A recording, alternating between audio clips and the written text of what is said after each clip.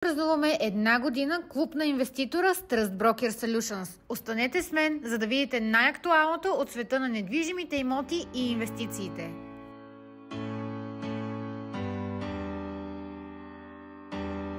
Краси, здравей! Много се радвам, че си пред камерата на Coach Fashion TV. Днес отбелязваме една година от клуба на инвеститора, който ти основа. Кажи ми първо как си.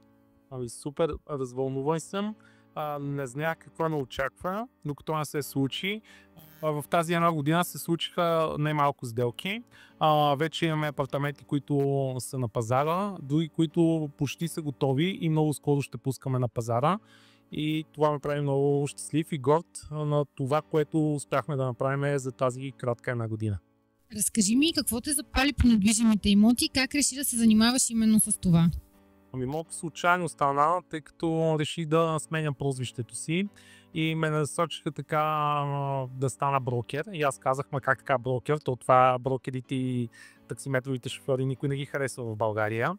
Обаче реших все пак да пробвам и се оказа, че всъщност в това много горя. Много бързо влезнах.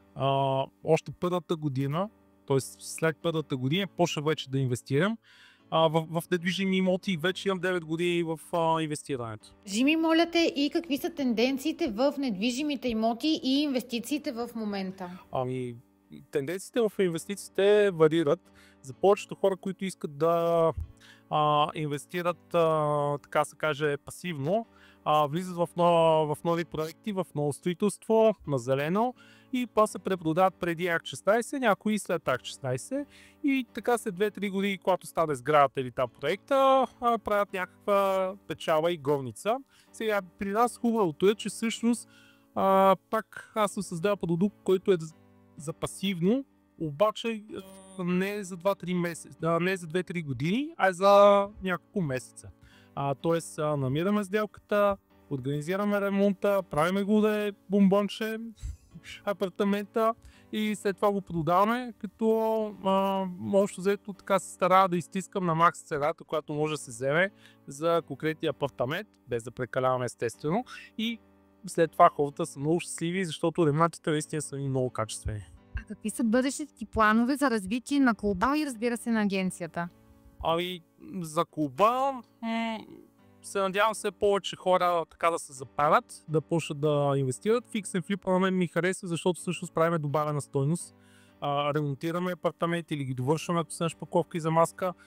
Докато когато е само на зелено, то това си е чиста спекула, няма лошо спекулата, но в крайна сметка ние правим добавена стойност и това много ми харесва. Що се касае до агенцията за недвижими имоти, аз се опитвам да развиваме заедно, да разширяваме екипа, защото има все повече и повече работа и трябват хора, които горят в имотите и искат и те да се развиват. Пред камерата на Coach Fashion до мен застава Стилян Петков, още един член на клуба на инвеститора. Здравей, радвам се да те видя. Кажи ми как си тази вечер? Аз съм развълнуван, запознавам се с още хора, които го правят.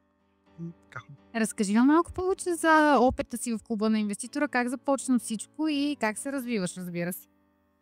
Започна главно от социалните мрежи, стана с събиране, което направихме, запознахме се, опознахме се, допаднахме си. Дойдоха последствие и други хора, които си допаднахме, говорим на един език и така се случиха нещата с процеса към инвестирането, към любовта към реновирането на самите имоти и даването на семейства, които биха искали да живеят и да се забавляват в тях. Пред камерата на Coach Fashion до мен застава и Пламен Георгиев. Здравей! Първо искам да ти кажа, радвам се да те видя тук. Кажи ми как се чувстваш тази вечер? Чудесно, много хубава компания, много хубави приятели, колеги. Разкажи ми малко повече за работата си с Краси, как започна всичко.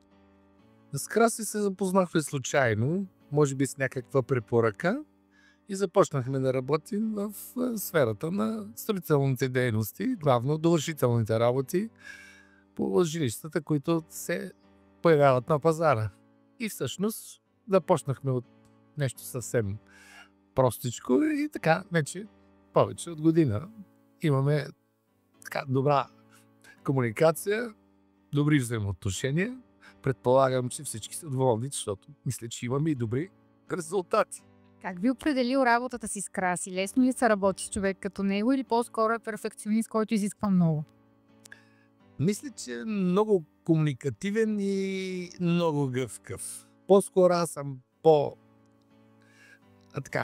хард, а той е доста по-дипломатичен. Значи една чудесна симбиоза създавате. И аз така мисля.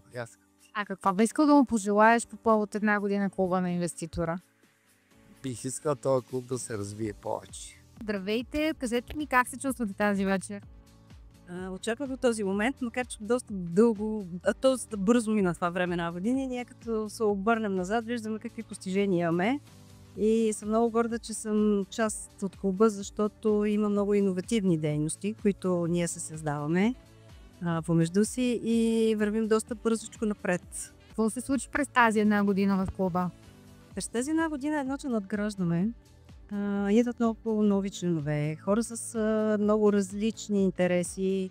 Обогатяваме се ние допълнително като комуникация, защото има и различни професии. Например, моята професия не е свързана толкова с архитектура, аз съм в медицината. Но въпреки това надграждам и откривам и в себе си много други желания, емоции, изключително много други интереси, които се проявяват през моя живот. Така че съм щастлива, че надграждам и че съм сред толкова много хубави и приятни хора. А какво ви запали по инвестициите в недвижими имоти? С течение на годините, може би това, че обичам да рисувам, обичам да създавам, да творя и винаги си представям как ще си направя моята къща с стъкло. Кажете ми от колко време сте част от клуба и какво се е случило за това време, разбира се. От няколко месеца съм член на клуба и идвам тук, защото обменяме полезна информация за пазара на имоти, споделяме опит, споделяме различни оферти, които идват предимно от Краси. И като човек, който има доста голям опит в тази сфера, за мен е полезно да обменям информация и нови контакти. А какво ви така грабна и какво ви запали по инвестициите в недвижими имоти? Занимавам се от няколко години с инвестиции в имоти, като един сравнително така сигурен вариант за инвестиции в едни динамични времена, в които живеем. Сигурни са, интересни са ми лично на мен. Готино ми е да виждам как едно апартаментче, което е малко за тотален ремонт, следващия мен става много красиво е на корица на списание. И това ми харесва също, отделно чисто финансовия аспект. А какво бихте искали да пожелаете на Краси и на клуба, разбира се? Пожелавам да се разраства, да има все повече и повече членове, все повече хора да видят какви са ползите, защото Краси има вариант, при който инвеститорите да се занимават пасивно, а той е реално да организира абсолютно всичко по отношение на инвестициите. И съответно това е много подходящо за хора като мен, които са много ангажирани, имат някакви капитали, но нямат време да ги управляват и Краси съдейства за това да се случи. Какво те запали в недвижимите имоти? Запали ме това, че света на недвижимите имоти е изключително интересен. Доходите са много високи, няма какво да се лъжем. И смятам, че има доста голяма перспектива за напред. И това, което се говори, че ще има спад на пазара, криза и така нататък, лично аз не го вярвам. Дори мисля, че ще постигаме нови върхове. И за мен това е една изключително интересна сфера на развитие. Това ме запали и разбира се комуникацията с хората.